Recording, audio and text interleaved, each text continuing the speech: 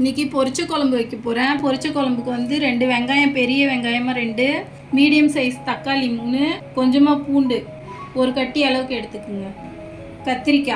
கத்திரிக்காய் போட்டு பொரிச்ச குழம்பு டக்குன்னு ரெடி பண்ணுற மாதிரி ஒரு பொரிச்ச குழம்பு. எண்ணெய் காஞ்சது கடுகு போட்டுக்கலாம். பூண்டு,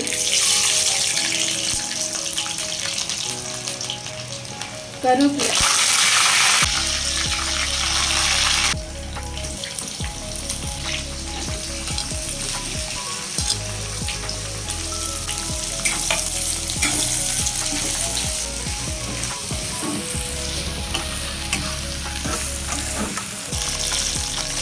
பூண்டு கொஞ்சம் ப்ரௌன் ஆனதுக்கப்புறம் வெங்காயம் போடுங்க.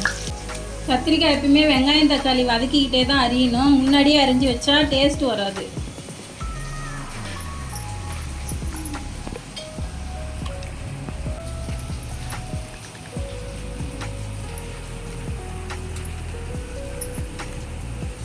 வெங்காயம் நல்லா வதங்கிடுச்சு. இப்போ தக்காளி போட்டுக்கலாம். பொரிச்ச குழம்புல ஒரு 3 விதமான பொரிச்ச குழம்பு வைக்கலாம். இது சாதாவாக வைக்கிற பொரிச்ச குழம்பு. 1 ஸ்பூன் உப்பு. தக்காளி நல்லா சதன்னு வதக்கி எடுத்துக்கோங்க. நல்லா இந்த மாதிரி சதன்னு வதக்கி எடுத்துக்கோங்க.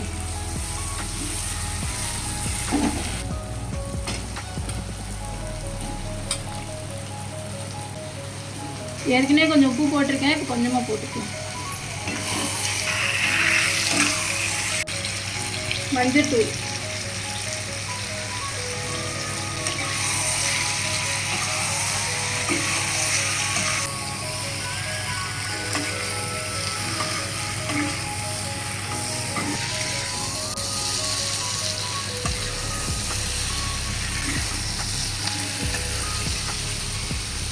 வீட்டு குழம்பு மசாலா காரத்துக்கு ஏற்ற மாதிரி போட்டுக்கோங்க. காரம் அதிகமாக வேணுன்னா கொஞ்சம் அதிகமாக போட்டுக்கலாம். காரம் கம்மியாக வேணுன்னா கம்மியாக போட்டுக்கலாம்.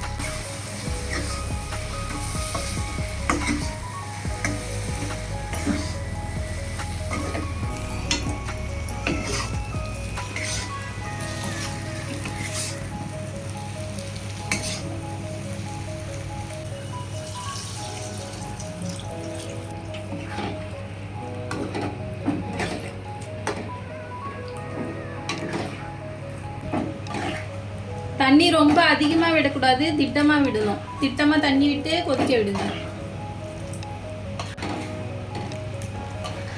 இந்த வீட்டு குழம்பு மசாலா மட்டும் போட்டால் போதும், வேறு எதுவும் போட தேவையில்லை. பொரிச்ச குழம்புக்கு இதுவே நல்லா டேஸ்ட்டாக இருக்கும். புளி கிளிலாம் எதுவும் ஊற்ற வேண்டாம். கொதி வந்து கொஞ்சம் காய் வேகட்டும்.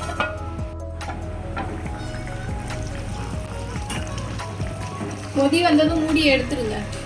எடுத்துட்டு நல்லா வேக விடுங்க கொஞ்சம்.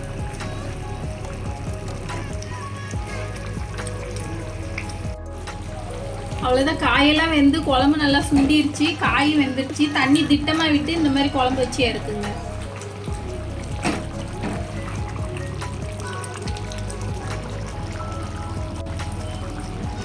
கேஸ் ஆஃப் பண்ணிக்கலாம். கத்திரிக்காய் பொரிச்ச குழம்பு இதே மாதிரியே செஞ்சு பாருங்க, சூப்பராக இருக்கும்.